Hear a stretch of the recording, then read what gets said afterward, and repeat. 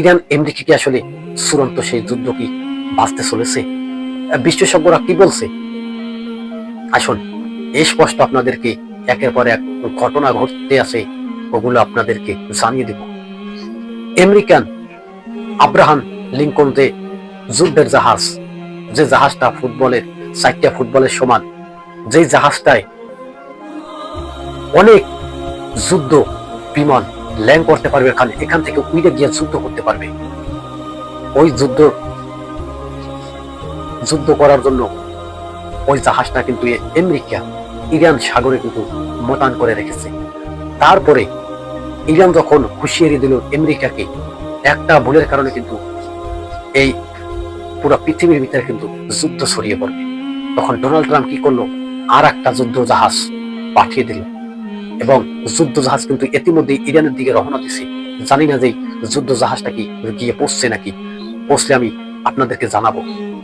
তবে আমেরিকার তেলের ভান্ডার হরমুজ প্রণালী, যে তেলের ভান্ডার আমেরিকা দখল করতে চায় ভেনেজুয়েলার মতো, যে ভেনেজুয়েলার প্রেসিডেন্ট নিকোলাস মাদুরোকে তুলে নিয়ে গেছে তেলের কারণে, আর এখন এই ইরানের হরমুজ প্রণালী এবং পারমাণবিক অস্ত্রের ঘাঁটি, ওইগুলা কিছুই করতে পারবে না। মেন উদ্দেশ্য হয়েছে আমেরিকার হরমুজ প্রণালী তেলের ভান্ডার দখল করা।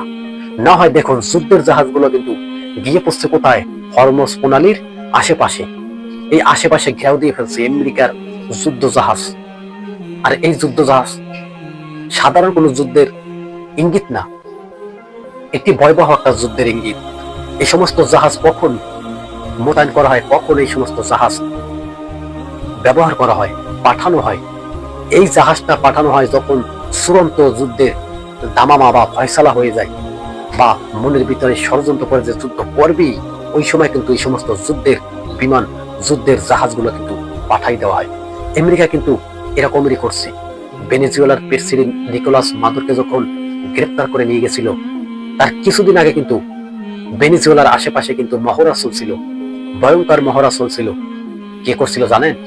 আমেরিকার প্রেসিডেন্ট ডোনাল্ড ট্রাম্প। আর এখন দেখুন এই একইভাবে, একই কায়দায়, একই সিস্টেমে ইরানের চতুর্দিক কিন্তু ঘিরে ফেলছে আমেরিকার যুদ্ধ জাহাজ, যুদ্ধ বিমান। কিছু ভাবা যায়? আসলে কি এই ইরান কি আমেরিকার সাথে পারবে যুদ্ধ করে?